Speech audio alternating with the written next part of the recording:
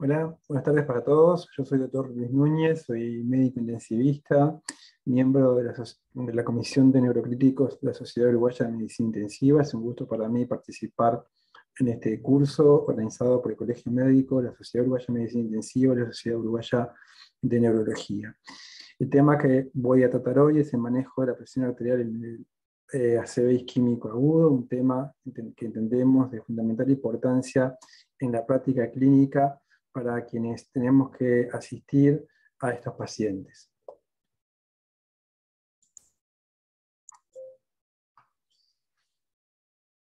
Lo primero que deberíamos preguntarnos son cuáles son los objetivos de tratamiento de un ACV isquémico agudo. Básicamente lo podríamos dividir en tres. El primero es restaurar la zona de penumbra isquémica para evitar que se produzca una lesión tisular irreversible, minimizar la lesión cerebral secundaria y mejorar los resultados funcionales a largo plazo y la calidad de vida. ¿Cómo logramos estos objetivos? Bueno, hay que optimizar sin duda la presión de perfusión cerebral, que implica, por un lado, restaurar el flujo sanguíneo cerebral, y eso lo logramos con los tratamientos de reperfusión, ya sea farmacológicos o mecánicos, una combinación de ambos, y optimizar la presión de perfusión cerebral, que va a ser el objetivo de esta charla, y no generar una disfunción en otros órganos y sistemas. ¿Qué importancia tiene la presión arterial en la circulación cerebral? Bueno, para eso son conceptos que todos conocemos, pero más vale, creo que viene bien uniformizarlos y decir que el flujo sanguíneo cerebral va a depender de la relación entre la presión de perfusión cerebral y la resistencia vascular cerebral. Por otro lado, la presión de perfusión cerebral es la diferencia de la presión arterial media y la presión intracraniana, y esta última es la que se produce por la interacción del contenido intracraniano, sea el tejido cerebral, el líquido cefalorraquídeo, la sangre venosa fundamentalmente, y el continente, que son las meninges y el hueso, y de ahí surge la fórmula clásica que la presión de perfusión cerebral es la presión arterial media menos la PIC. En condiciones normales la PIC es menor a 10 milímetros de mercurio, por lo tanto la podríamos casi que descartar, y la presión arterial media sería el principal determinante de la presión de perfusión cerebral y por lo tanto también del flujo sanguíneo cerebral. El flujo sanguíneo cerebral normal representa un 15 a un 20% del gasto cardíaco. En promedio, el cerebro recibe unos 55 mililitros de sangre por cada 100 gramos de tejido por minuto, pero este flujo no es uniforme, lo que determina zonas con mayor o menor resistencia a la isquemia, zonas con mayor o menor riesgo de edema cerebral y de transformación hemorrágica. Como ejemplo, la corteza cerebral y otras áreas grises reciben entre 60 a 70 mililitros, mientras los hemisferios cerebelosos 40 a 50, la sustancia blanca y el tronco encefálico un 20 a un 25 mililitros. Y si dividimos por circulaciones, vemos que el flujo sanguíneo cerebral depende un 70 o 75% de la circulación anterior por el sistema carotidio y un 20 o un 25% por el sistema vertebrovascular. Este flujo se va a mantener en un valor relativamente constante para cada región que esté autorregulada, pese a que existan variaciones tanto de la presión arterial media como de la presión intracraniana debido a la presencia de autorregulación, un tema en el cual no vamos a entrar por cuestiones de tiempo. Cuando se produce un infarto cerebral podemos distinguir 3 o 4 zonas. Una zona sería la zona neuronal, y la contraparte sería el núcleo isquémico, que es aquella zona que va a ir a una isquemia o necrosis irreversible en pocos minutos. Después tenemos una zona de penumbra isquémica que va a ser el principal objetivo de la terapia de reperfusión cerebral, que es una zona que nos da una ventana temporal de tiempo en la cual podemos restaurar el flujo sanguíneo y rescatarla y que no pase a formar parte del núcleo isquémico o que no vaya hacia la necrosis tisular. Y por último tenemos una zona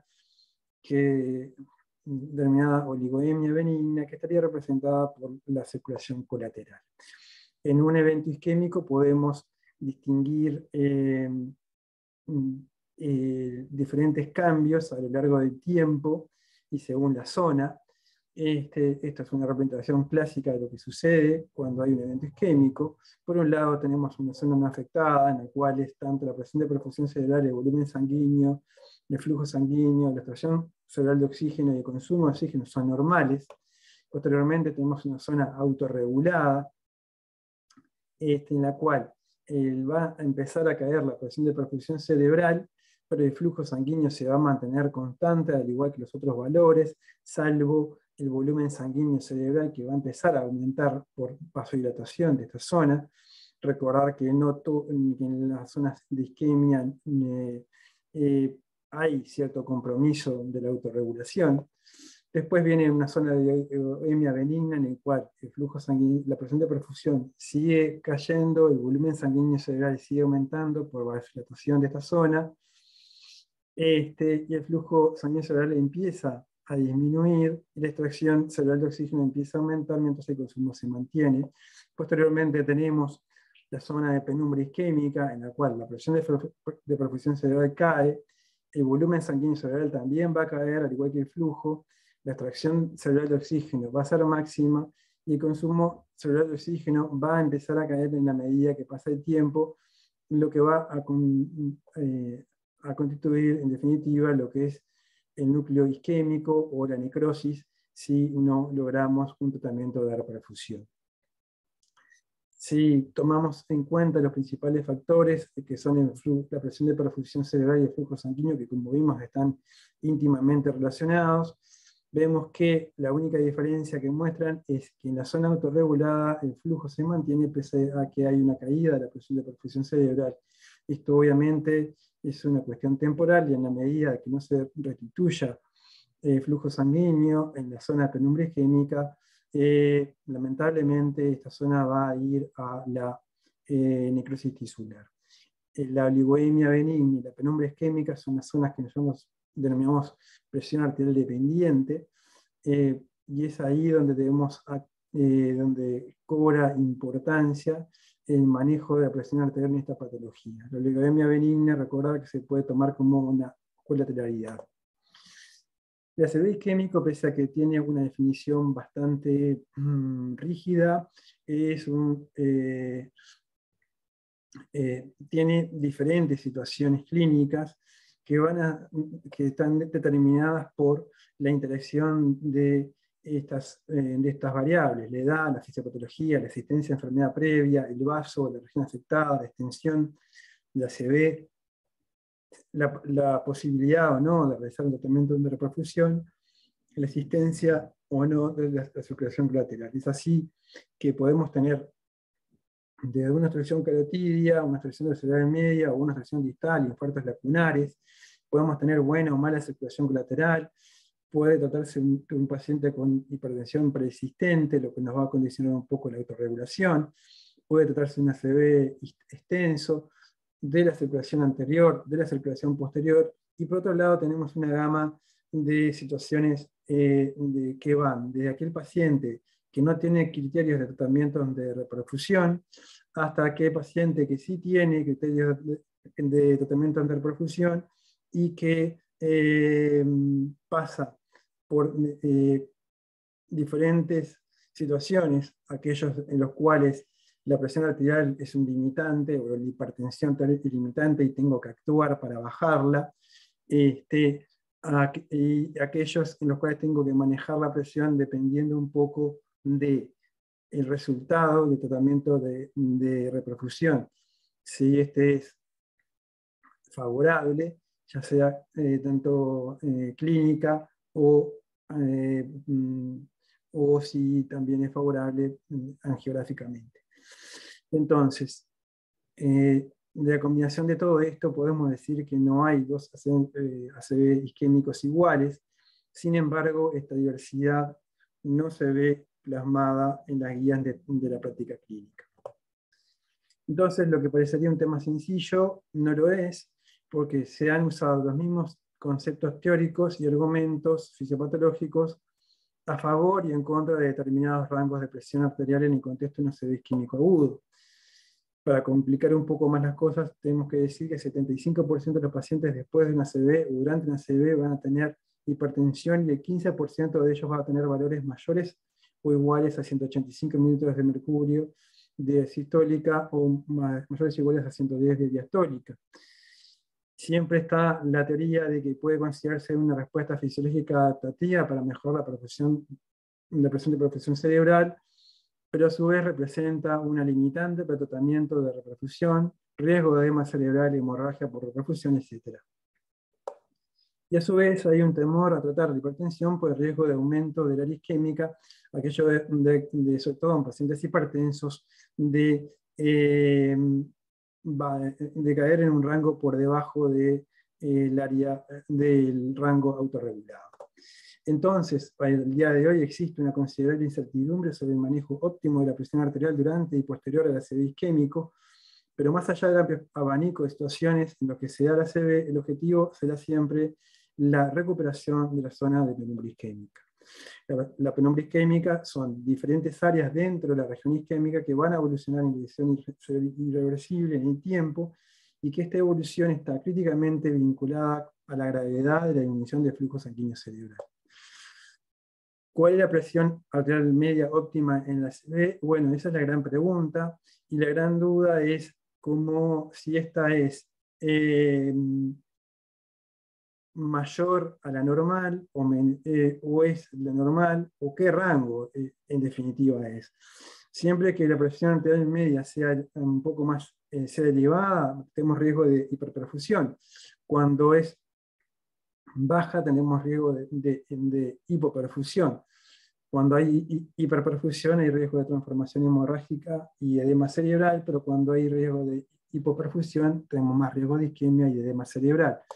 Por lo tanto, siempre los extremos son malos, porque se asocian a deterioro neurológico temprano, aumento de volumen de infarto, déficit neurológico persistente a los 90 días, y es un efecto independiente de otros factores pronósticos como la gravedad de la ACV, su tipo de ACV, la temperatura corporal, la glicemia, la hipoxemia, entre otros. Las guías de la práctica clínica nos plantean un manejo estático de la presión arterial y manteniendo a los pacientes en un rango preestablecido de seguridad. Esto facilita el manejo, lo hace más accesible y objetivo, y se pueden implementar en cualquier departamento de emergencia, unidad ACV y obviamente en cualquier UCTI. No requiere de un equipamiento sofisticado, son guías conocidas y difundidas, aunque no siempre respetadas, pero como contraparte negativa, especialmente en el punto de manejo de la presión arterial, la calidad de evidencia es muy mala, es baja. Los estudios son muy heterogéneos. Hay, sumado a eso, la diferencia entre los tipos de ACV, la dinámica y la dinámica de los mismos, hace poco probable que exista un valor universal para el manejo de la presión arterial en general.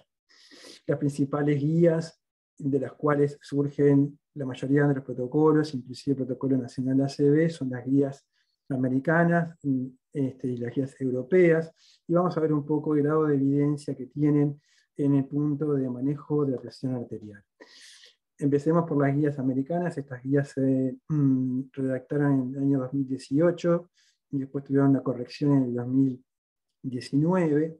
Y el punto 3.2, que es el que trata la presión arterial, en realidad primero tiene un principio de manejo hemodinámico general, digamos, y nos plantea que la hipotensión y la hipovolemia deben ser corregidas para mantener los niveles de perfusión sistémica necesarios para apoyar la función orgánica. El problema es que se desconoce, como vimos, un nivel de presión arterial que deba mantenerse en pacientes con ACV isquémico agudo para asegurar un mejor resultado. Los estudios no son claros, tienen pobre nivel de evidencia y en algunos casos llegan a conclusiones contradictorias. Esto es, estudios que muestran que con niveles superiores de presión los resultados son mejores, otros que dicen que son peores y que son mejores con rangos de presión más bajos. Ahí está claro que se debe prevenir y tratar la hipovolemia, no hay datos sobre el tipo de fluido. Lo único que sabemos es que no deben utilizarse fluidos hipotónicos, y esto es fundamental para cualquier tipo de neuroinjuria. Nosotros debemos utilizar el mal llamado suero fisiológico, no se deben utilizar otras soluciones como son el regilatato, el suero glucofisio o el suero glucosado. Este último se puede utilizar obviamente en condiciones de hipoglicemia, pero solo puntualmente en esas. Para corregir la bulimia debemos utilizar soluciones isotónicas. Hay que tener en cuenta que un paciente hipertenso puede estar hipovolémico y la hipertensión ser una respuesta adaptativa de estrés a esa hipovolemia, y la corrección de la bulimia en este caso es clave para estabilizar la PA. Administrar un antihipertensivo en un paciente hipertenso hipovolémico puede desencadenar un descenso brusco de la presión arterial, que es un efecto obviamente no deseado. En cuanto al manejo previo al tratamiento de reperfusión, tenemos que las guías nos plantean que los pacientes deben tener una presión menor a 185 de sistólica y menor a 110 de diastólica para poder ser elegibles e iniciar la terapia fibrinolítica. Esta recomendación se ha mantenido desde las primeras publicaciones de las guías que incluyeron los estudios fibrinolíticos, y surgen de rangos de presión arterial utilizados en los estudios piloto 1 y 2 que precedieron al estudio NI-NDS, que fue el estudio que marcó la era de la terapia fibrinolítica en el stroke. Son estudios observacionales en su mayoría, con bajo nivel de evidencia, pero que marcan los estudios posteriores, los cuales toman esos rangos de presión y no toman niveles superiores. Entonces no sabemos qué pasa con niveles superiores, porque no hay ningún estudio que se enfoque específicamente en este punto, en el punto en el cual nos enfrentamos a un paciente que tiene criterios de reperfusión, salvo que su presión arterial sistólica es elevada o su diastólica es elevada, mayor al rango de 185-110. Por otra parte, la ablación en este punto es relativamente frecuente, entre un 5 y un 8% en promedio, y se ha visto en algún estudio que este grupo de pacientes tiene un riesgo mayor de transformación hemorrágica. ¿Esto es una evidencia fuerte? No, es una evidencia muy débil, pero bueno, es algo a tener en cuenta.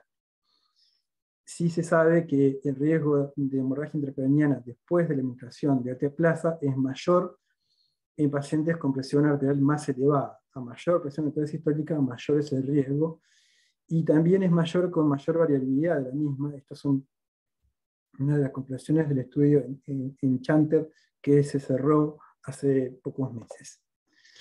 Los estudios ECAS y el IEST3 muestran un aumento del riesgo de transformación hemorrágica del 10% por cada 10 milímetros de mercurio de aumento de presión arterial sistólica de base.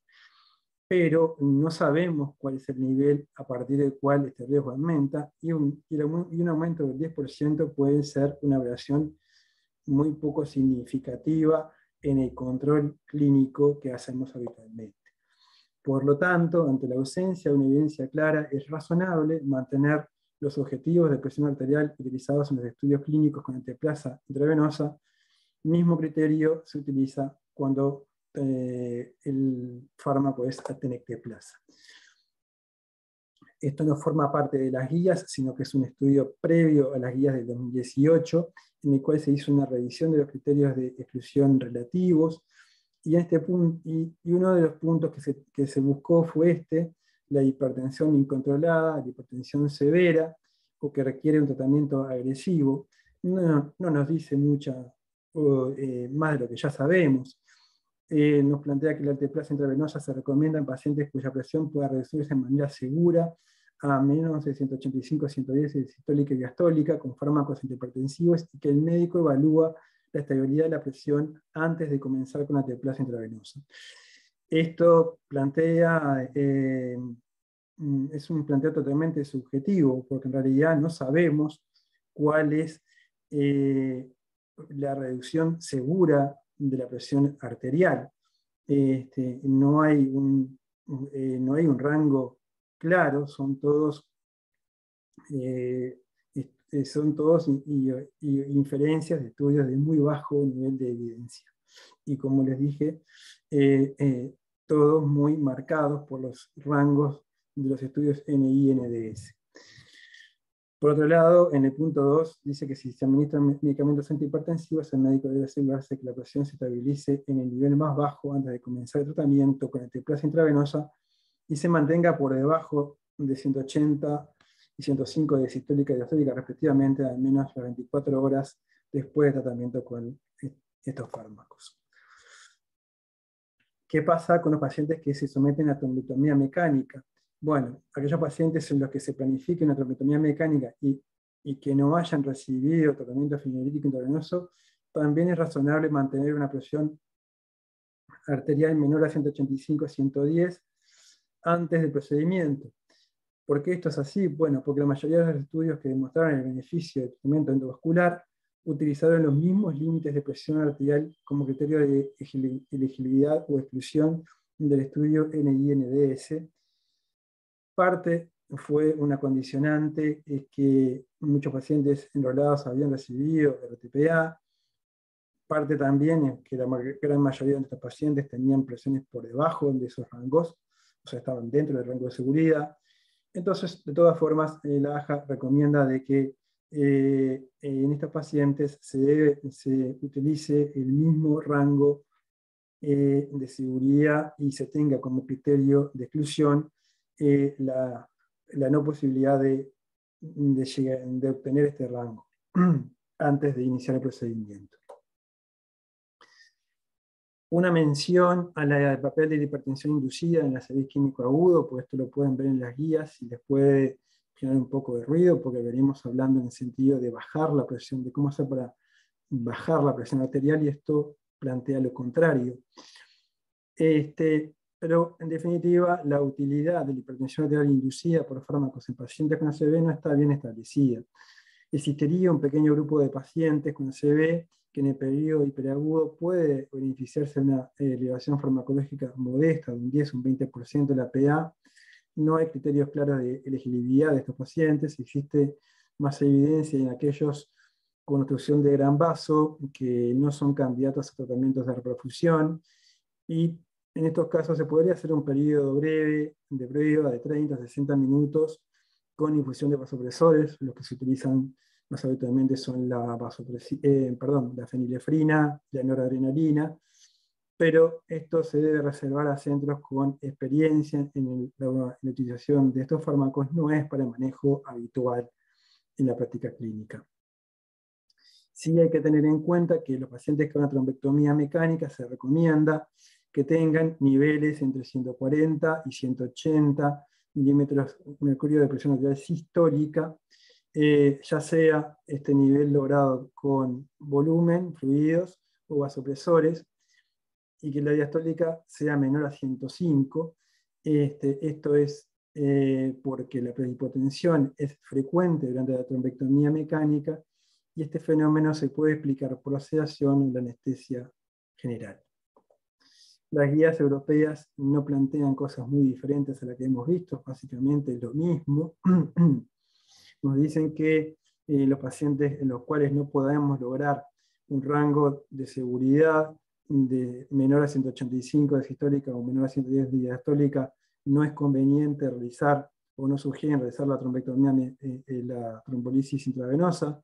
Esto tiene una calidad de evidencia muy baja y una fuerza de recomendación también muy baja, pero sí nos dice que aquellos pacientes que logramos, que están dentro del plazo y que no tienen otros criterios de exclusión, y logramos esos niveles de presión, o sea, logramos descenderlos a un rango de seguridad, sí se recomienda hacer alteplasa intravenosa o tenecteplasa actualmente también.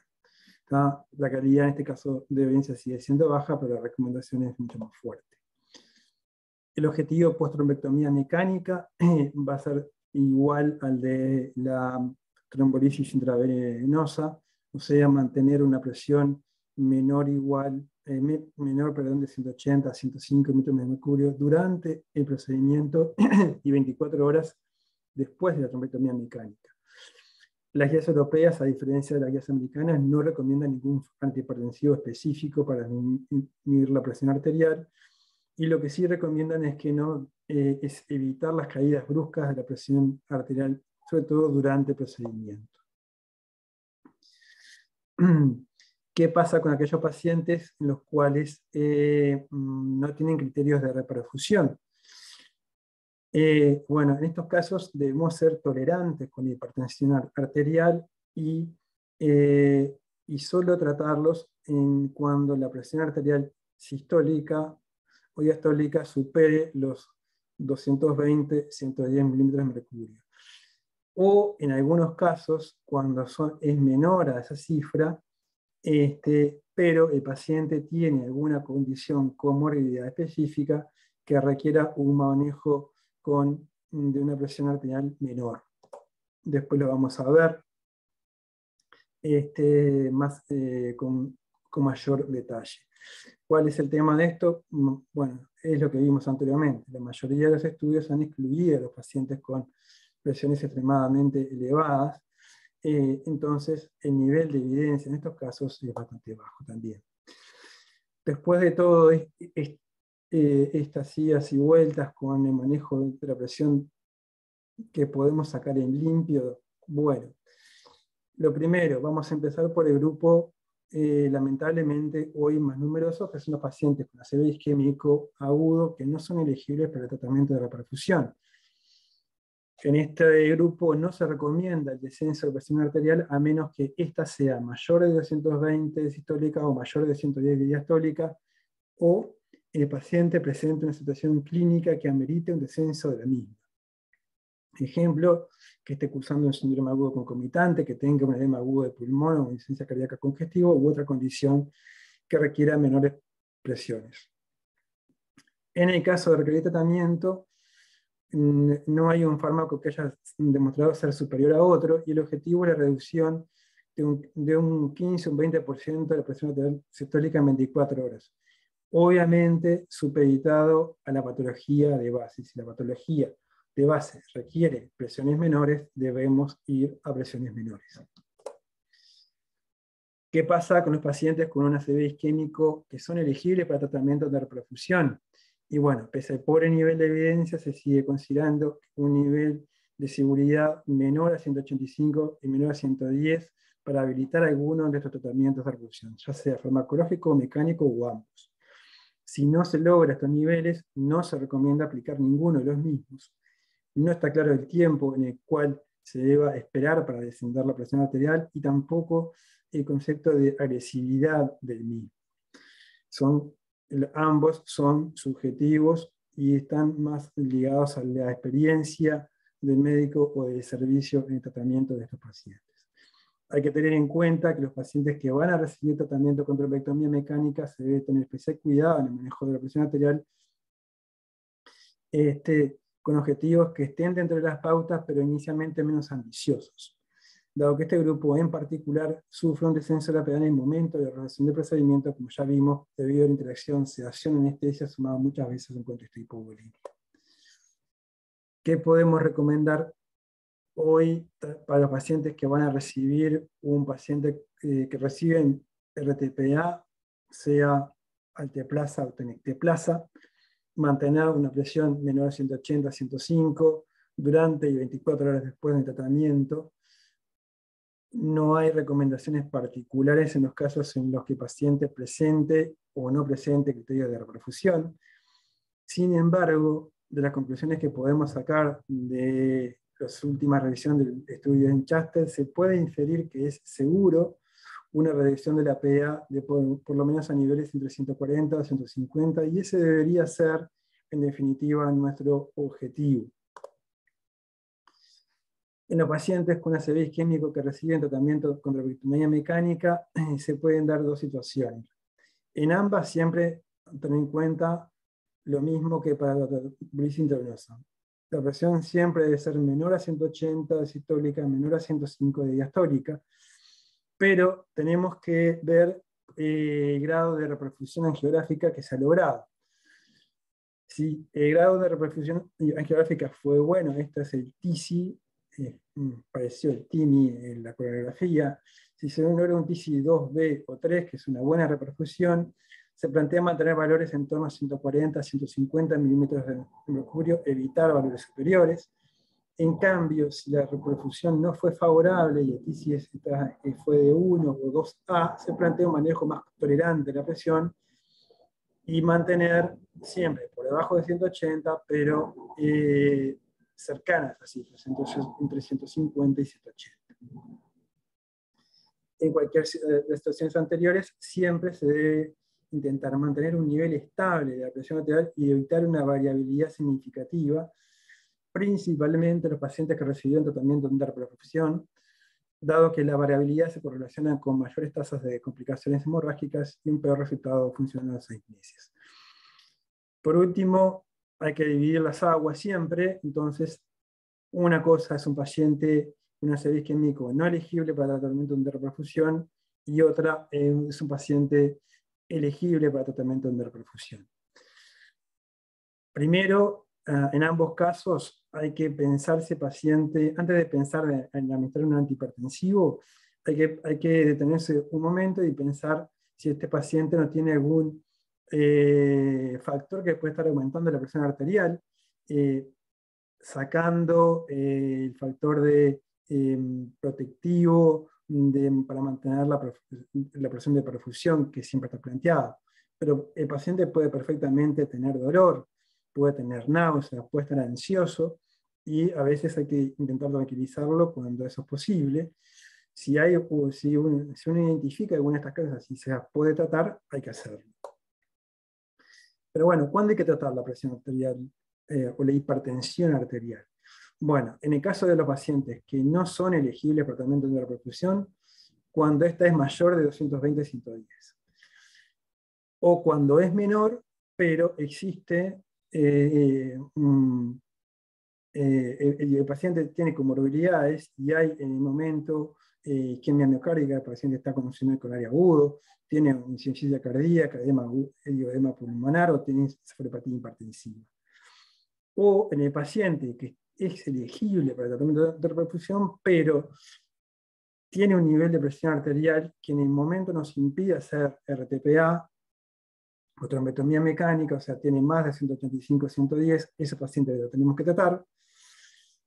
O su presión es mayor de 180-105 después que le hicimos el tratamiento farmacológico o mecánico. El problema es con qué tratar. Tenemos pocas opciones, es imprescindible contar con un monitoreo estricto de la PA y evitar caídas bruscas, en lo posible que no sean superiores al 15 o 20%, como mencionamos previamente. Utilizar fármacos de acción previsible y fácilmente reversible, esto es casi una utopía, pero bueno, siempre los fármacos que vamos a recomendar son los fármacos intravenosos. ¿Por qué? Porque bueno, tienen una acción más previsible, y segundo, que muchas veces tener en cuenta que los pacientes con ACV tienen trastornos dilutorios y administrarles medicación vía oral, aparte de que tienen un tiempo de acción mucho más lento, podemos correr el riesgo de que el paciente sufra aspiraciones de vía aérea. Las guías americanas, al contrario de las guías europeas, recomiendan al labetalol como droga de elección, y después tienen otras drogas que en nuestro país no están disponibles en presentación intravenosa. Sí tenemos cinelepleto que también puede ser considerado. Entonces, sí, tenemos que adecuarnos a lo que tenemos. Entonces, si hacemos como un semáforo de drogas disponibles en nuestro medio, tenemos que la betalol, que viene en ampollas de 20 miligramos y podemos hacerle bolos de 10 a 20 miligramos que los podemos repetir. La betalol es una droga muy segura, generalmente no provoca disminuciones bruscas de la presión arterial, Pero pese a eso, muchos médicos tienen cierto temor a utilizarlo, creo que más por falta de experiencia en el uso de la misma que por la acción que pueda tener. En el aprilato, en cambio, sí es una droga que tiene mayor potencia antihipertensiva y puede generar descensos más bruscos de la presión, o sea que habría que utilizarlo con un poco más de cautela, empezar con un bolo de 1,25 o también 2,5, la ampolla tiene 2,5 miligramos y también se puede repetir. En un segundo escalón y en amarillo, en nuestro país tenemos, siempre hablando de presentaciones intravenosas, el diltiazem y el atenolol. No son antihipertensivos de primera línea, son drogas más bien antiarrítmicas, pero obviamente tienen un efecto antihipertensivo. El diltiazem viene en ampollas de 25 miligramos, se puede hacer 0,25 miligramos kilo en bolo lento, el atenolol viene en ampollas de 5 miligramos, se puede hacer bolos de 0,15 miligramos.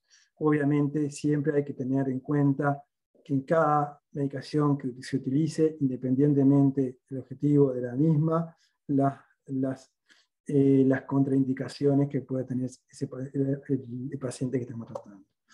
Y por último, en rojo puse a los nitrovasodilatadores. Tenemos dos, el nitroprusiato y la nitroglicerina. Deberían ser la última opción. El nitroprusiato hoy por hoy es difícil de conseguirlo en nuestro medio. Es una droga que se debe usar con mucho cuidado porque es un potente vasodilatador y entonces debería ser usado en ambientes que tengan experiencia en la misma. Y la nitroglicerina tiene un problema agregado y es que es un vasodilatador tanto bacterial como venoso y puede generarnos problemas en el momento de que para los pacientes neurocríticos altamente no lo usamos, dado que por un lado disminuye la presión arterial media por el efecto vasodilatador directo, pero por otro lado también me puede disminuir la presión de propulsión cerebral al generar un aumento de la PIC por vasodilatación venosa cerebral. Entonces, por eso lo consideramos como una última opción. Bueno, con esto terminamos. Esperemos que la charla le haya sido clara, que le haya sido de utilidad. Ante cualquier consulta estamos a las órdenes. Muchas gracias por la atención dispensada.